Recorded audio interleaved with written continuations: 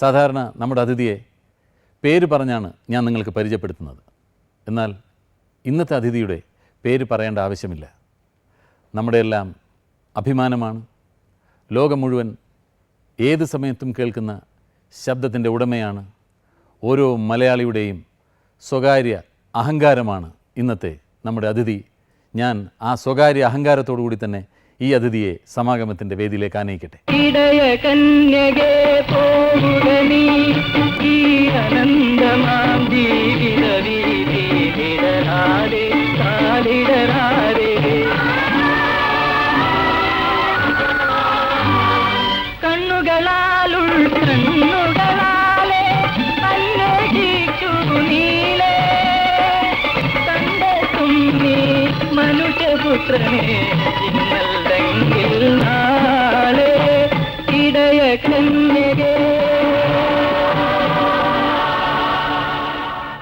ഞാനിപ്പോൾ ദാസേട്ടനെ കണ്ടിട്ട് ഒരുപാട് കാലമായി.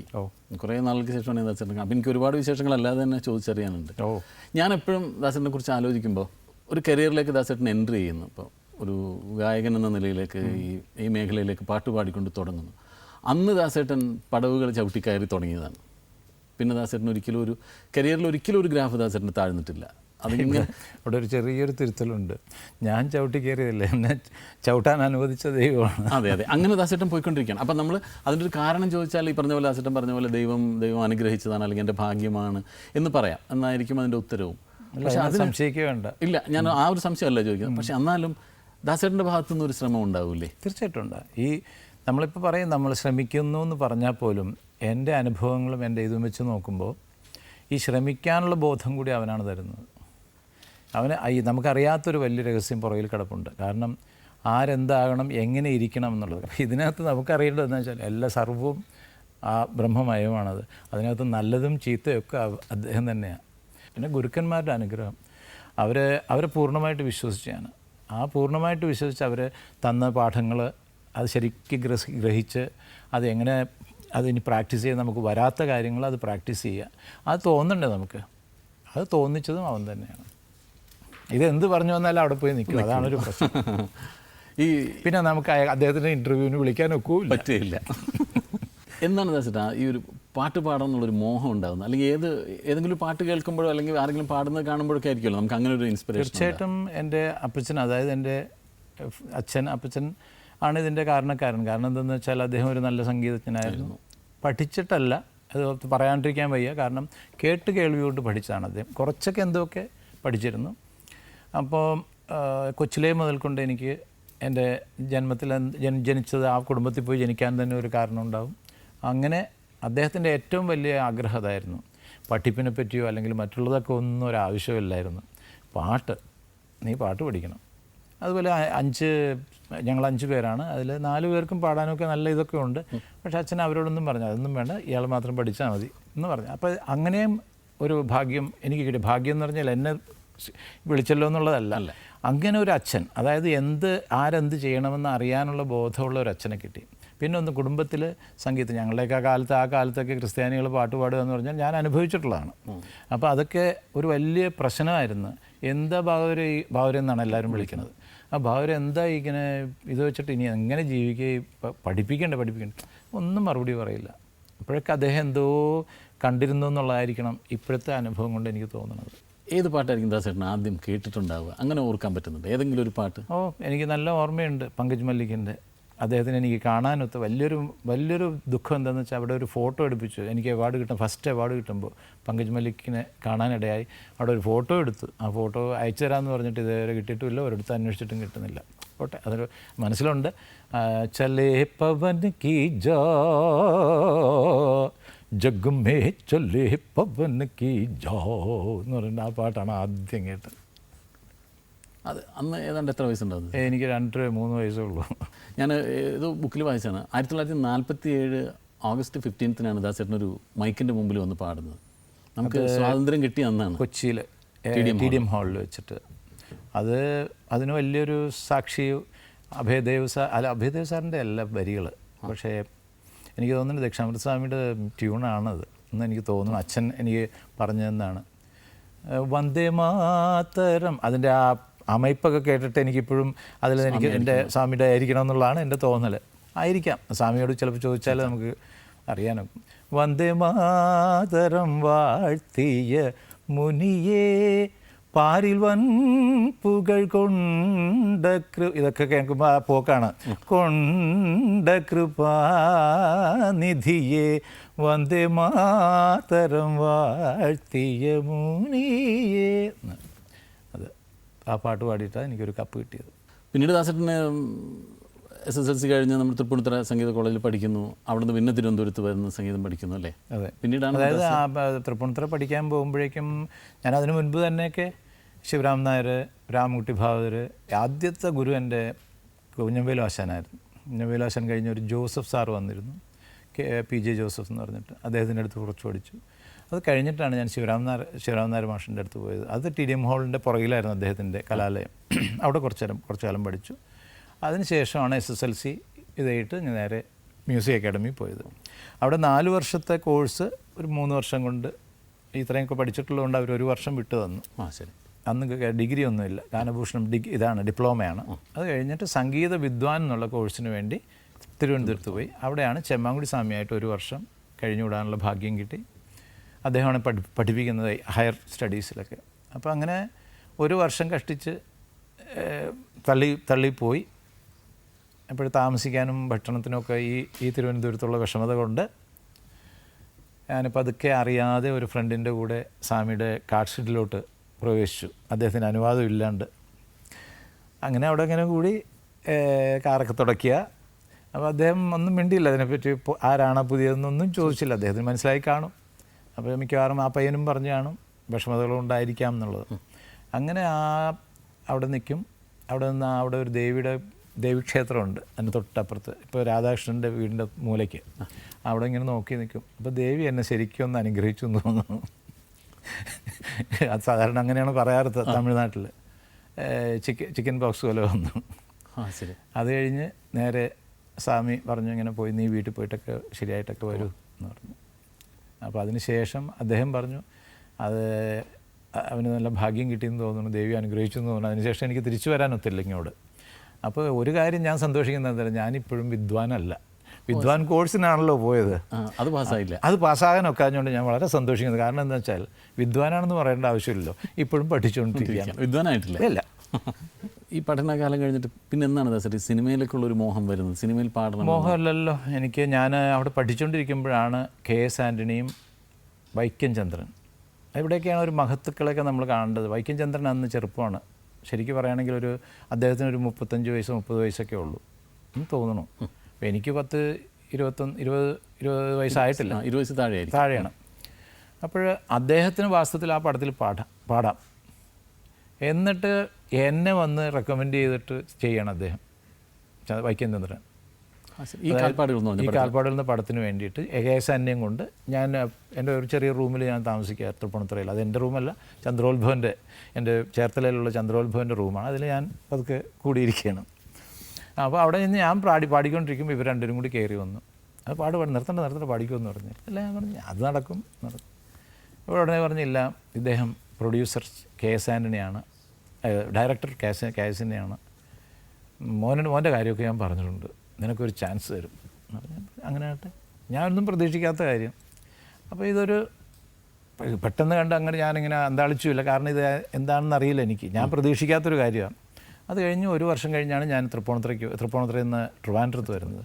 അവിടെയും KS ആൻ്റണി വന്ന് എല്ലാം റെഡി ആയിട്ടുണ്ട് കൂട്ട, വരണം കേട്ടോ, ഞാൻ വിളിക്കാം എന്ന്.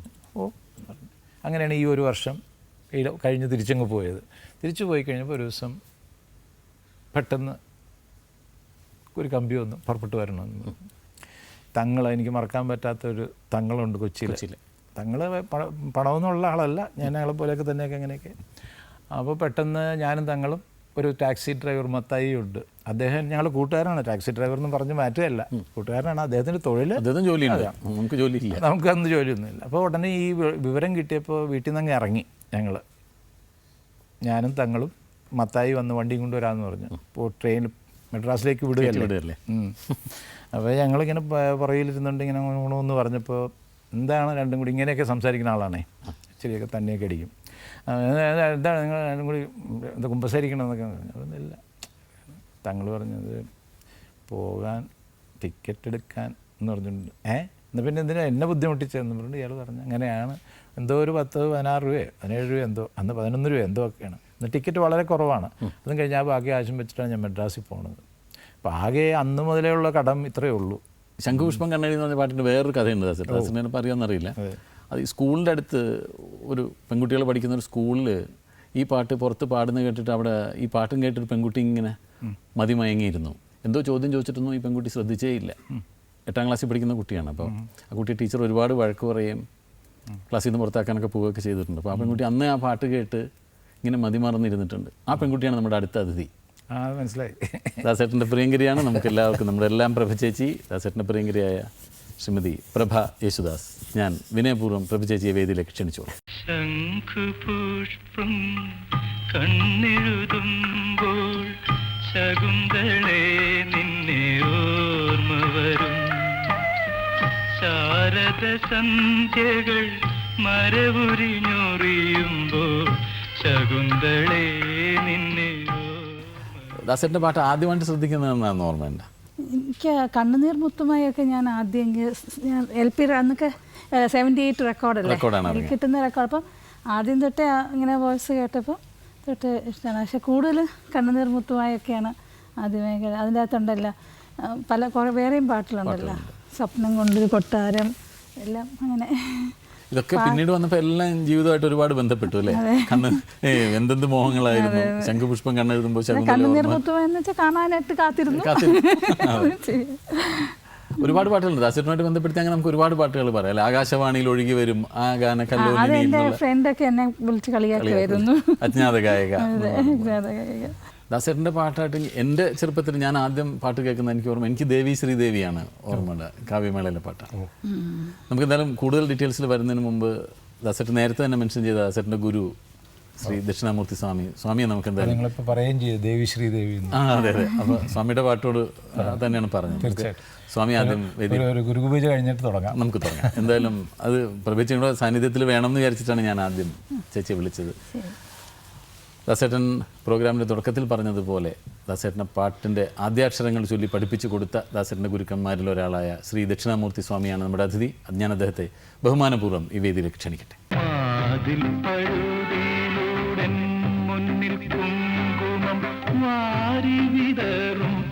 സന്ധ്യ പോകേ അതിലോലമെൻ ഇടനാഴിയിൽ നിൻ കളമധുരമാം കാലൊച്ച കേട്ടു, മധുരമാം കാലൊച്ച കേട്ടു. ശരിക്ക് ദാസേട്ടൻ പാടിയിട്ട് ഏറ്റവും ഇമ്പ്രസ്ഡ് ആയിട്ട് പാടിയ ആദ്യത്തെ പാട്ട് ഏതാ? എല്ലാ പാട്ടും ഇമ്പ്രസ്ഡാണ്. അതിൽ ആദ്യത്തെയാണ് ഞാൻ ചോദിച്ചത്. ആദ്യം മുതൽ അവസാനം വരെ ഇമ്പ്രസ്ഡാണ്. എന്നാലും ഒരു പാട്ടിനോട് ഒരു പ്രത്യേക സ്നേഹം ചിലപ്പോൾ അങ്ങനെ എല്ലാ പാട്ടിനോടും ഇഷ്ടമാണ്. എങ്ങനെയാണ് ദാസേട്ടൻ പാട്ട് പഠിപ്പിക്കുന്നത്? ഇങ്ങനെ സ്വാമി ഇങ്ങനെ അങ്ങനെ പഠിപ്പിക്കുന്നൊന്നുമില്ലെന്ന് പാടിക്കൊടുക്കും, പാടും. അതെങ്ങനെയാണ്? ഞങ്ങൾക്കൊക്കെ ഭയങ്കര കൊതിയാണ്. അതിപ്പോൾ ഈ സ്റ്റുഡിയോയിൽ നടന്നൊരു സംഭവം ആയതുകൊണ്ട് ഞങ്ങൾ അങ്ങനെ കണ്ടിട്ടില്ല. സ്വാമി ഒരു പാട്ടൊന്ന് പറഞ്ഞു കൊടുത്ത ദാസേട്ടനൊന്നും ഇപ്പം ചിലപ്പോൾ അങ്ങനെ പാടും. അതെല്ലാം പാടും. ഒരെണ്ണം പറഞ്ഞു കൊടുത്തു. എന്ത് പാട്ട് പാടണം? ഏതെങ്കിലും സ്വാമിക്ക് മനസ്സിൽ തോന്നുന്നത്, സ്വപ്നങ്ങളോ എന്നെ കൊണ്ട് പാടാൻ കഴിയാവുന്ന ഒരു പാട്ട് പറയും. സ്വാമി ഉണ്ടാക്കിയ പാട്ട് ഞാൻ എന്നെ കൊണ്ട് കഴിയുമെന്ന് വെച്ചാൽ അല്ല, അങ്ങനെയല്ലേ. അതായത് സ്വപ്നങ്ങൾ സ്വാമി പറഞ്ഞു തന്നതിൻ്റെ എന്തെങ്കിലും ബാക്കി കിടക്കുന്ന സ്വാമി പറഞ്ഞു തന്നിട്ടല്ലേ എനിക്ക് ബാക്കിയുള്ളൂ. അതെ, ഞാൻ പാടിക്കോളൂ. പിടിച്ചോളൂ. സ്വപ്നങ്ങൾ ഇവിടെയാണ് ശ്രദ്ധിക്കേണ്ടത്. സ്വപ്നങ്ങളെ സ്വപ്നങ്ങളെ നിങ്ങൾ സ്വർഗകുമാരികളല്ലോ. സ്വപ്നങ്ങൾ നിങ്ങൾ സ്വർഗകുമാരികളല്ലോ.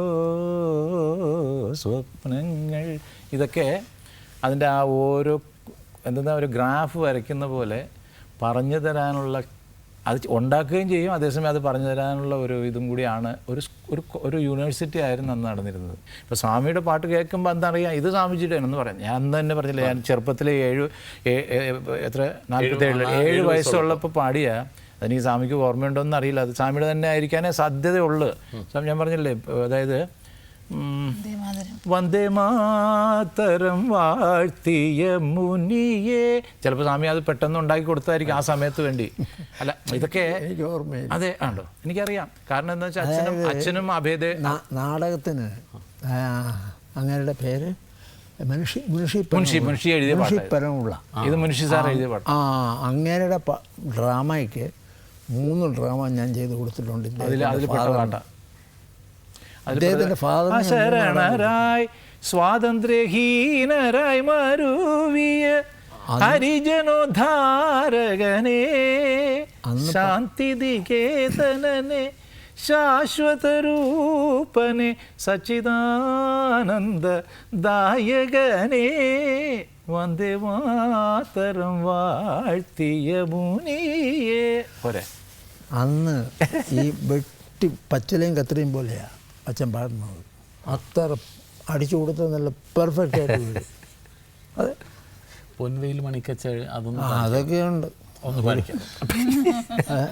പൊൻവെയിൽ മണിക്കച്ചയഴിഞ്ഞു വീണു, പൊൻവെയിൽ മണിക്കച്ചയഴിഞ്ഞു വീണു, മണിക്കച്ചയഴിഞ്ഞു വീണു. ആ അഴിഞ്ഞ പോലെ വീണു. അതാ അവിടെയാണ് സ്വർണ്ണ പീതാംബരം ഉലഞ്ഞു വീണു. സ്വർണ്ണ പിതാംബരം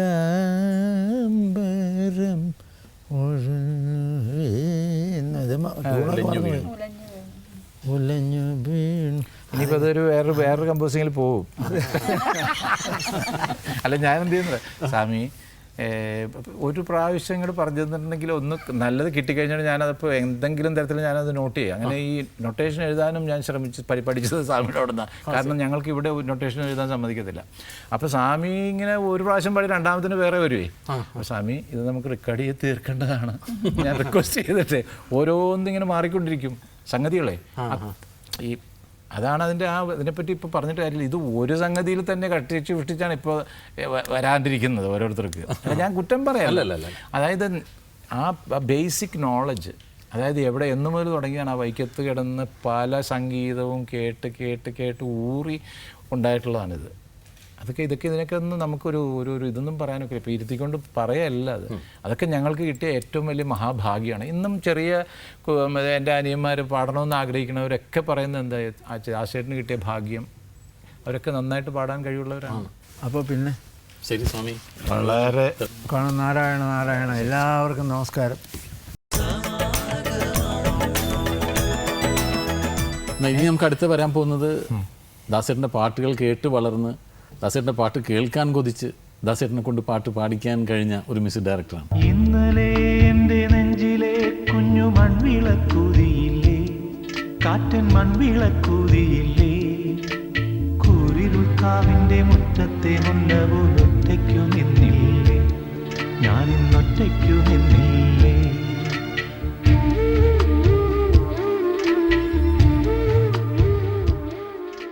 ദാസേട്ടൻ്റെ ഒരു പാട്ട് ആദ്യം കേൾക്കുന്നത് എന്നാണെന്ന് ഓർമ്മയുണ്ട്. ദാസാറിൻ്റെ പാട്ട് എന്ന് പറയുന്നത് നമ്മുടെ രക്തത്തിലലിഞ്ഞ് ഒരു കേരളീയന് ദാസാറിൻ്റെ പാട്ട് കേട്ടിട്ടില്ലെന്നോ അല്ലെങ്കിൽ അത് അദ്ദേഹത്തിൻ്റെ രക്തത്തിൽ അലിഞ്ഞിട്ടില്ലെന്ന് പറയാൻ പറ്റില്ല. എന്നെ സംബന്ധിച്ചിടത്തോളം ഞാൻ കേട്ടതും ഞാൻ ആഗ്രഹിച്ചതും ഞാൻ ആഗ്രഹിക്കുന്നതും അദ്ദേഹത്തിൻ്റെ ശബ്ദം എന്ന് പറയുന്നത് എനിക്ക് തോന്നുന്നത് നമ്മുടെ ലൈഫിൽ വേൾഡിൽ ഒരുപാട് മിസ്റ്ററീസ് ഉണ്ട്, ഒരുപാട് വണ്ടേഴ്സ് ഉണ്ട്. അതിലൊന്നാണ് ഈ ഹ്യൂമൻ വോയിസ് എന്നുള്ളത്. The greatest voice I have ever heard എന്ന് പറഞ്ഞത് ദാസാറിനെയാണ്. അത് പ്രത്യേകിച്ചും റെക്കോർഡിങ്ങിന് പ്രത്യേകിച്ചും ഞാൻ പലപ്പോഴും നോക്കിയിട്ടുണ്ട്. ഈ ബേസിലുള്ള സബ് വൂഫർ നമ്മുടെ സ്പീക്കറിൻ്റെ അതിങ്ങനെ റിവേർബറേറ്റ് ചെയ്യും. സാർ ചുമ്മാ ഒരു സാ പാടുന്നു. അപ്പോൾ അതിനുശേഷം ഞാൻ പോയി മൈക്കിൽ റെക്കോർഡ് ചെയ്ത് നോക്കാറുണ്ട്. ഞാൻ പാടുമ്പോൾ എങ്ങനെ റിവേർബറേറ്റ് ചെയ്യുന്നത്, അത് റിവേർബറേറ്റ് അനക്കില്ല. അപ്പോൾ അത്തരത്തിൽ എനിക്ക് പറയാം ദാസാറിൻ്റെ സംഗീതം ഞാൻ ഉദ്ദേശിക്കുന്നത് ഫിലിം മ്യൂസിക് മാത്രമല്ല.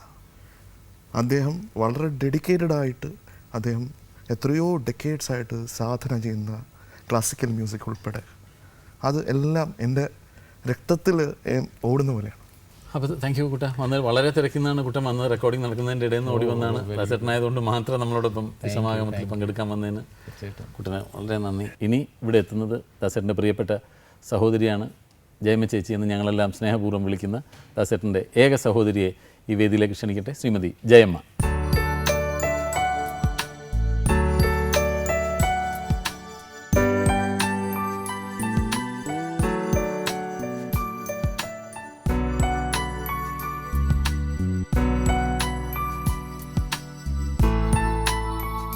ഒരു ഇങ്ങനത്തെ ഒരു വേദിയിൽ ദാസേട്ടൻ്റെ കൂടെ ആദ്യമായിട്ടായിരിക്കും അല്ലേ വരിക അല്ലേ?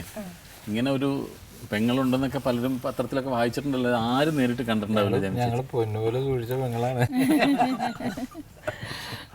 ഏറ്റവും ഇളയനിയെത്തി അല്ലേ? ചെറുപ്പം മുതലേ യേശുദാസിൻ്റെ പെങ്ങൾ എന്നുള്ള അഡ്രസ്സ് ആയിരിക്കുമല്ലോ അല്ലേ? എല്ലായിടത്തും കേട്ടിട്ടുണ്ടാവും അല്ലേ? അത് എൻജോയ് ചെയ്തല്ലേ വളർന്നിട്ടുള്ളത്. എങ്കിലും ഒരു ഓർമ്മയിലുള്ള ആദ്യത്തെ പാട്ട് ഇതാണ്. ഞാൻ എല്ലാവരോടും ചോദിക്കുന്നത് അങ്ങനെയാണ്. ഞാനെപ്പോഴും ദാസേട്ടൻ്റെ പാട്ടുകളെ കുറിച്ച് ഓർക്കുന്നത് അങ്ങനെയാണ്. എനിക്ക് ഓരോ ഇൻസിഡൻറ്റ് ഓർമ്മയുണ്ട്. ഞാൻ ആദ്യം ദാസേട്ടൻ്റെ അല്ലെങ്കിൽ ഞാൻ ആദ്യം കേൾക്കുന്ന പാട്ടെന്ന് പറയുന്നത് ദേവി ശ്രീദേവിയാണ്. നേരത്തെ അതൊരു സ്കൂൾ യുവജനോത്സവത്തിന് ഞാൻ ചെല്ലുമ്പോൾ ആദ്യമായിട്ടാണ് ഞാൻ ഈ മൈക്കൊക്കെ കാണുന്നത്. എനിക്കൊരു 4 വയസ്സൊക്കെ ഉണ്ടാവുള്ളൂ. അപ്പോൾ ഇത് കഴിഞ്ഞ് വീട്ടിൽ ആദ്യമായിട്ട് റേഡിയോ വന്ന് ഉച്ചയ്ക്ക് നമ്മൾ ഓൺ ചെയ്യുമ്പോൾ ആദ്യം കേൾക്കുന്നത് വെള്ളിച്ചിലങ്കയാണ് ഞാൻ കൊണ്ടൊരു പെണ്ണാണ്. പിന്നെ ഞാൻ ആദ്യമായിട്ട് ദാസേട്ടൻ്റെ ഗാനമേള കേൾക്കാൻ പോകുമ്പോൾ ഞാൻ ഇടയകന്യ എന്നുള്ള പാട്ട് ഞാൻ ആദ്യം കേൾക്കുന്നത് ദാസേട്ടൻ ഗാനമേളയ്ക്ക് പാടിയിട്ടാണ്. അങ്ങനെ ഓരോ പാട്ടുകൾ കേൾക്കുമ്പോൾ എനിക്കിങ്ങനെ ഓരോ ഓർമ്മകൾ. ഞാൻ അതുകൊണ്ട് എല്ലാവരോടും ചോദിക്കും, അങ്ങനെ ഒരു ഓർമ്മ വരുന്നൊരു ദാസേട്ടൻ ഇങ്ങനെ മദ്രാസിൽ പോയി ആദ്യമായിട്ട് ഇങ്ങനെ പാടിയ പാട്ട് റേഡിയോയിൽ വരാനായിട്ട് കുറേ നാളിങ്ങനെ ഞങ്ങൾ കാത്തിരുന്നിട്ടുണ്ട്. അപ്പോൾ അത് അന്ന് വീട്ടിൽ റേഡിയോ ഇല്ല. അപ്പോൾ അടുത്ത വീട്ടിൽ പാട്ട് കേട്ടിട്ട് രണ്ട് കാര്യം എൻ്റെ അച്ഛൻ്റെ മഹത്വം പറയാതിരിക്കാൻ വയ്യ. അത് പറഞ്ഞേ പറ്റൂ. ഇപ്പോൾ കുടുംബത്തിൻ്റെ കാര്യമല്ലേ, അപ്പോഴത്തെ പാട്ടിനോട് ബന്ധപ്പെട്ടല്ലാണ്ട് ഞങ്ങൾക്ക് വേറൊന്നും ഇല്ല. അപ്പോൾ ആദ്യം MBSൻ്റെ അടുത്ത് പോയപ്പോഴും ഈ കെ എസ് ആൻ്റണി പറഞ്ഞിട്ട് ഞങ്ങൾ തൃശ്ശൂർ എന്താണ് സ്ഥലത്തിൻ്റെ പേര് നമ്മൾ ഒരു ഒരു സ്ഥലമുണ്ടല്ലോ തൃശ്ശൂർ ഷൂട്ടിങ്ങൊക്കെ നടത്തുമല്ലോ ഞങ്ങൾ, പീച്ചി ഡാം. അവിടെ ആയിരുന്നു ഇവർ താമസിച്ച് കമ്പോസിങ്ങും ഒക്കെ ഡിസ്കഷനും ഒക്കെ. അവിടെയാണ് ഞങ്ങളോട് ചെല്ലാൻ പറഞ്ഞത്. അപ്പോൾ ഫാദർ പോയിട്ട് പറഞ്ഞ വാക്ക് എന്താണെന്നറിയാം? അപ്പോൾ ആൻ്റണി പരിചയപ്പെടുത്തി, അത് ഞങ്ങൾ വലിയൊരു പഴയൊരു നടനാണ്, പാട്ടുകാരൊക്കെയാണ്, അദ്ദേഹത്തിൻ്റെ മകനാണ് MBSനോട്. അപ്പോൾ അദ്ദേഹം ഇതൊക്കെ കഴിഞ്ഞിട്ട് എന്നോട് പാടാൻ പറഞ്ഞു MBS. അപ്പം ഞാൻ ആദ്യം പാടിയ മലയാളം പാട്ട് ചെറായിജി എഴുതിയ പാട്ട്. കൂരിരുൾ തിങ്ങിയ ജീവിതത്തിൽ ഏകനായി തീർന്നു ഞാൻ ഈ വിധത്തിൽ, ഇല്ലോരു മിന്നാമിനുങ്ങു പോലും തെല്ലു വെളിച്ചം എനിക്കു നൽകാൻ, കൂരിരുൾ തിങ്ങിയ ജീവിതത്തിൽ ഏകനായി തീർന്നു ഞാൻ ഈ വിധത്തിൽ. ഇത് എനിക്ക് തോന്നുന്നു ട്യൂൺ ചെയ്ത് ജോബൻ ജോർജ് ആട്ടാണ്, ജോബൻ ജോർജ് മാഷ്. കാരണം എന്താ വെച്ചാൽ ഡ്രാമയിലുള്ള പാട്ടാണ്, അപ്പച്ചൻ്റെ ഡ്രാമയിൽ എഴുതി കൊടുത്ത പാട്ടാണ്. അത് ഞാനാണ് പഠിക്കണത്. പഠിച്ചിട്ട് റിഹേഴ്സലിനൊക്കെ ഞാനാണ് പാടിക്കൊടുക്കണം. അപ്പം അത് കഴിഞ്ഞ ഉടനെ എന്നോട് പറഞ്ഞു എന്തെങ്കിലും കീർത്തനം പാടാൻ പറഞ്ഞു. അപ്പോൾ പാടി ബ്രോഭാരമ രഘുരാമ ഇതൊക്കെ പാടി. അത് കഴിഞ്ഞ് ഹിന്ദി സോങ് പാടുമെന്ന് ചോദിച്ചു. അപ്പോൾ ഞാൻ പറഞ്ഞു. അപ്പോൾ പാടി എന്താണെന്ന് വെച്ചാൽ ദോ रोज़ में वो प्यार का आलम गुजर गया, बर्बाद करने आया था, बर्बाद कर गया दो. ഇങ്ങനെ പാടി. അപ്പോൾ ഇദ്ദേഹം ചോദിച്ചു, is it Mohammed Rafi Sahab song എന്ന് ചോദിച്ചു. എന്തോ അദ്ദേഹം no, this is actually Mukesh Saab, but you give Rafi Saab's touch there. എൻ്റെ ഏറ്റവും ഞാൻ ധ്യാനിക്കുന്ന ഒരു മനസ്സിൽ വെച്ച് ധ്യാനിക്കുന്ന ഒരു ഗുരുവാണ്. അപ്പോൾ അത് വന്നു പോണതാണ്. പാട്ടുകളെ പറ്റി ഇങ്ങനെ പറഞ്ഞുകൊണ്ടിരുന്ന വെച്ചിട്ട് ഇത് നമ്മളിങ്ങനെ പറഞ്ഞുകൊണ്ടിരിക്കും അല്ലേ, ഒരുപാട് എത്ര പറഞ്ഞാലും തീരില്ല. ജയമ ചേച്ചി ചെറുപ്പകാലത്തെ കാര്യങ്ങളൊന്നും പറഞ്ഞില്ല ദാസേട്ടനെ പറ്റി. ദാസേട്ടനെ പറ്റി എപ്പോഴും ഓർക്കുന്ന എന്തെങ്കിലും സംഭവങ്ങൾ? കുറേ ഉണ്ട്.